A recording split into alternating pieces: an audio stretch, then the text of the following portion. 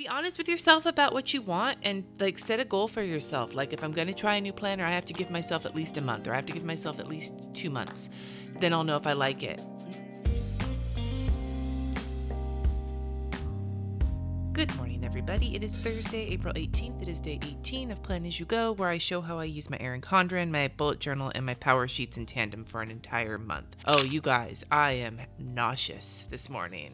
That's the special nausea of going into kidney failure, kind of like seasickness crossed with morning sickness crossed with shitty badness, and that's kind of where I'm at. So I'm going to be going through this today and maybe sounding a little bit lower energy than usual. Or maybe higher energy. Sometimes when I'm not feeling good, I kind of sail off the deep end. I'm going to quickly check my power sheets in.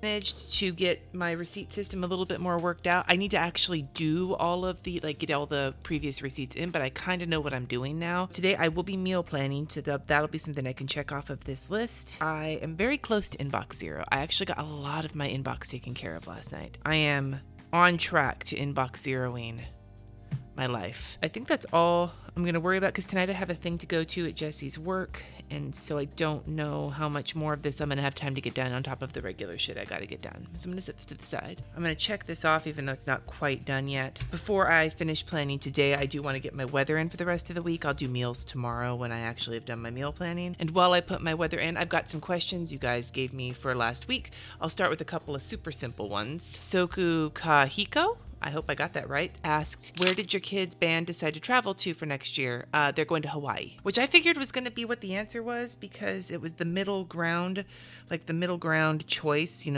between the most expensive, which was Ireland, and the least expensive, which was Florida.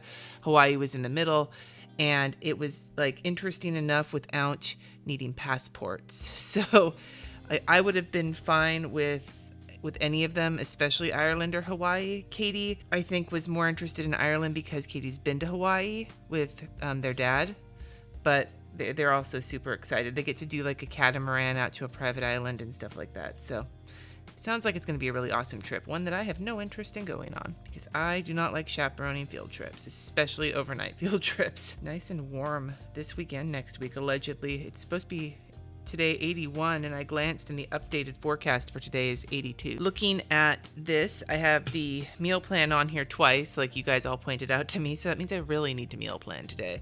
This thing got rescheduled. I have an event tonight. I need to run to Ulta to pick up a couple of things that I ran out of today, and I need to spend some time editing today. I got a question from Jessica who asked about the status of Trumpet Gate. Still not here, but it's spring break, so he couldn't bring it back even if he wanted to right now. Monday, though, we'll see what happens. So I wanted to go to Michael's today, too, and I had to break it up. That didn't work as well as I wanted to. Bjorg asked me, and I hope I pronounced that right, how long does it take you to edit these Plan As You Go videos, and how much time do you typically spend a week editing?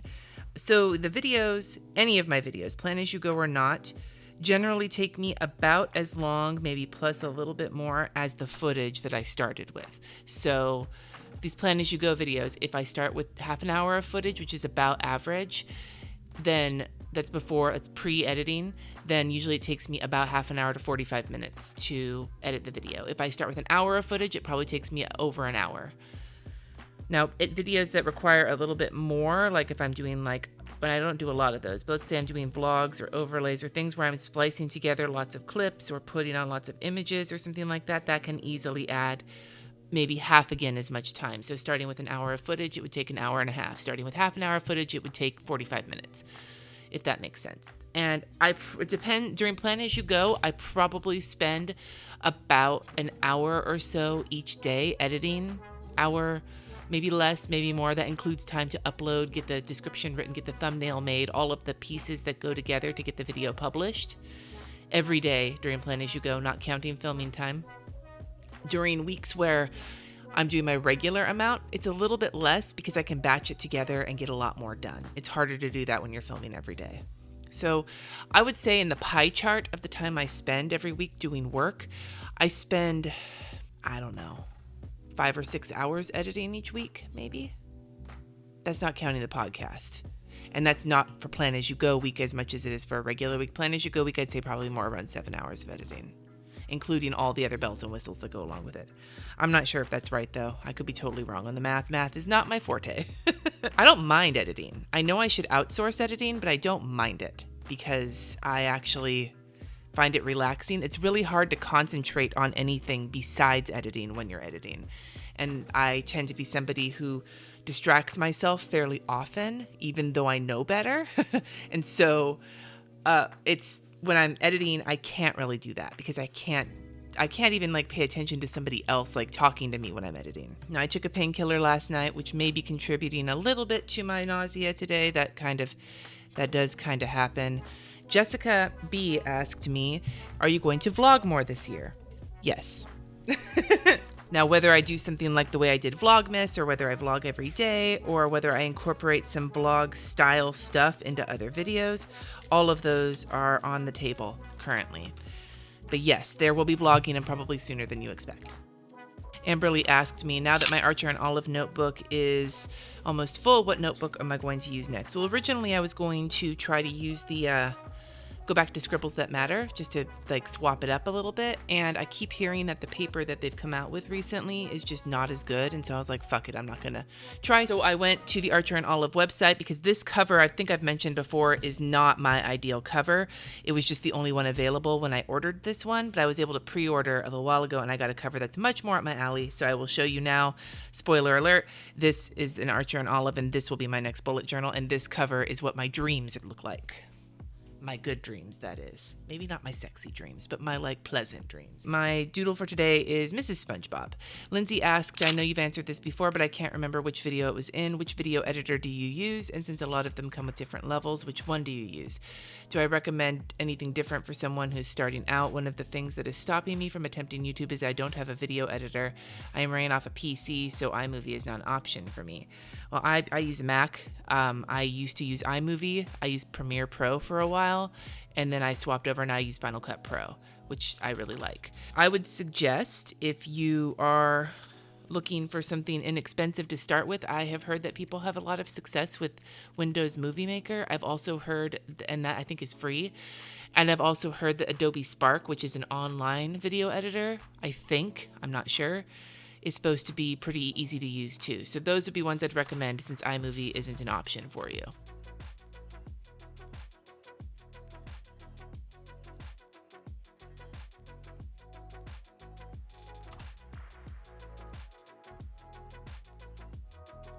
I feel like Mrs. SpongeBob is getting kind of obscured here. Catherine asked me, you are so loyal to your planners and your system. How are you not tempted to jump from here, there, and everywhere? How did you know when you found your fit? Oh, a combination of things. There's one of the things you can always expect, and I've talked about this before, is that whenever you change out your planners, you can expect transition. And I hate transition. That keeps me, I think, more than anything else from jumping around too much because I don't want to go through the transitional period of redefining my style for the new planner, even unless it really, really, really speaks to me, if that makes sense. I just don't want to.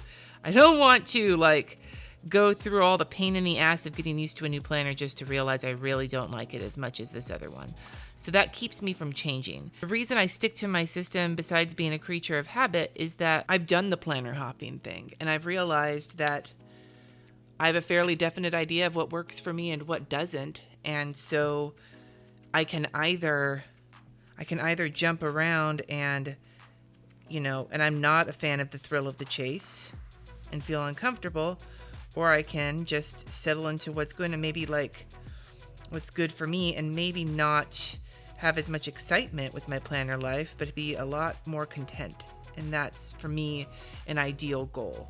So that keeps me from jumping around. But I jumped around a lot before. I did do that. So I went through that. I've always kind of stuck to the same planner most years, but I've added other ones on top of it. That's been kind of my jumping around.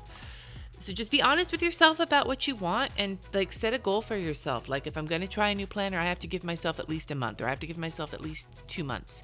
Then I'll know if I like it. And if you would transition to it pretty well, you're going to be less likely to want to change if the transition is something that stresses you out. If it doesn't, then I don't know how to help you. Our lettering for the day is sarcastic fringe head, which sounds like a punk rock band my kid would be in. I'm sorry if you catch a bunch of background noise. They're cutting some trees down in my neighborhood, or like a tree. It was one that fell on a car, and so it was kind of like half broken, and so they're kind of clearing it out now, and it's super loud. Mevish asked about podcasting. I'm starting a podcast and I like to curse too. Sometimes it comes naturally as a talk and I'd like to be authentic and not censor myself. I noticed you don't put a disclaimer on your podcast about cursing or mark the episodes as explicit, but I've noticed other podcasters do. Have you had any backlash from listeners or in reviews from the various apps you use to publish your podcast? Do you recommend adding a disclaimer in the show or individual show notes? P.S. Your podcast is awesome. Well, thank you. Actually, mine should be marked as explicit. I checked it off when I submitted to iTunes that my whole podcast is explicit, so I wouldn't have to worry. Even if I don't cuss in an episode, I'd rather just not worry about it than have to individually mark each episode. So if it's not showing up as explicit, I need to check that out because it's supposed to have the little E in front of it. I haven't had any backlash. I know that some other people, like I know Planner Girl Chatter has gotten backlash from the episodes where there's cussing. Maybe because a lot of the people who come to my podcast have come from my other stuff, and so they expect it. Whereas if it was people coming from non-other stuff, maybe not. I don't know. I've had plenty of backlash on YouTube. Let's just put it that way. Plenty of backlash on YouTube, not so much on the podcast. But I will have to look into the whole explicit because I put a disclaimer in my descriptions for YouTube, but I don't do it on podcasting because I assumed the E was there. So if it's not, then I need to figure that out. I do like to let people know that there's a chance of language in whatever I do, just because some people don't like to be surprised by it, and I don't want to hear about it if they were not happy about being surprised by it. You know what I mean? That's my recommendation for your own personal irritation levels. I almost lost lettering chicken there. This font is named I'm Nauseous and Don't Want to Deal with It font. Jamie asked, do you have any favorite resources for dealing with chronic illness? My aunt was recently diagnosed with Hashimoto's and is really struggling. I am asymptomatic from my chronic illness and really don't feel like someone with chronic illness. I spent last week with her and I can see how hard it is for her to come to terms with the whole thing. You could send her to my podcast for some of the episodes where I talk about it. Maybe not the whole thing, but some of the episodes, especially some of the earlier episodes where I talk about my chronic illness and like living with one. If she uses Facebook, there's generally groups out there I gotta check off some of the things I did. P.S. Facebook groups. Now the caveat with Facebook groups, and I've learned this from the PKD groups I'm in, is that people can be both a source of inspiration and help and also a big old downer. So you just got to kind of take them with a grain of salt. It's hard for me to recommend resources because my biggest resource has been my sister.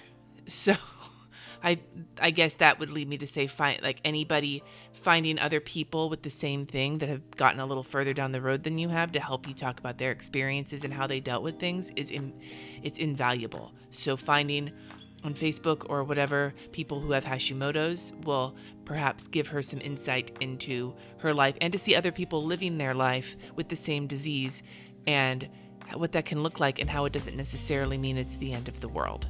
But yeah, that's the best I can give you because I'm not, most of my resources are PKD specific. All right, I'm going to start getting my day planned out here. Planning with Phoenix Fire said, I've been doing planning videos since last year and constantly find myself feeling guilty for not posting regularly. I work full-time and have a toddler. Do you ever find that life stops you from maintaining your channel? And I worry my lack of regular stuff is preventing me from getting more. Life has stopped me from maintaining my channel, actually, in the past.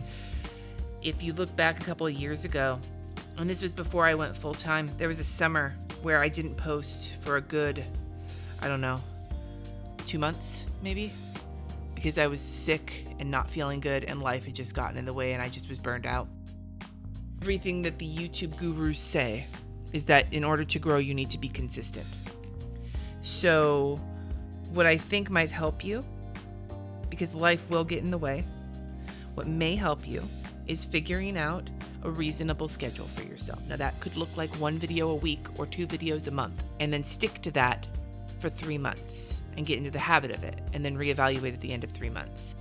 And one of the things I do, I can't do this in Plan As You Go, and I certainly can't do this when I vlog every day, but when I'm doing videos that aren't Plan With Me's, I can often film them ahead of time and get them ready to go so that that when the fires happened and I had no internet for a week and a half, I still was able to publish videos because I had filmed in advance.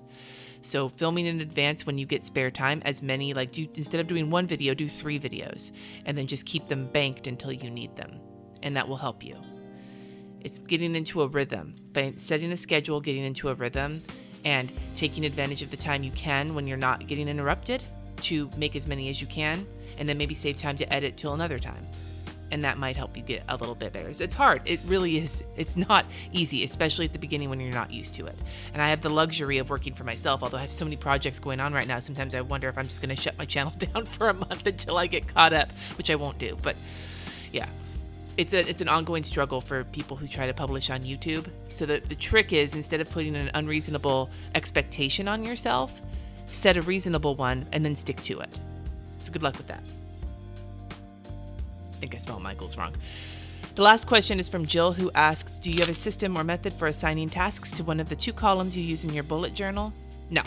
Well, these 2, I tried to put timed things under here to kind of reflect my hourly or my horizontal.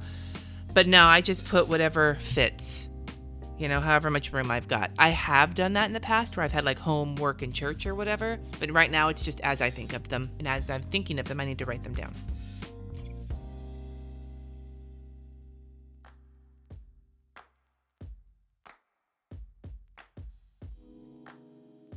All right, here is my list for the day. It's probably a little ambitious considering how I'm feeling, but I'll see what I can get done. I would love to go back to Jamie's question. Do you have any favorite resources for dealing with chronic illness or chronic pain? Any of you out there? Do you have Hashimoto's? Do you just have things that really make you feel better, whether they are places to read or videos to watch, or maybe just something that makes you happy when you're in chronic pain or have a chronic illness, or if you know somebody who has one? I would love for you to share those in the comments below. You guys are amazing. Thank you so much for watching. Subscribe if you haven't already, and I will see you in my next video.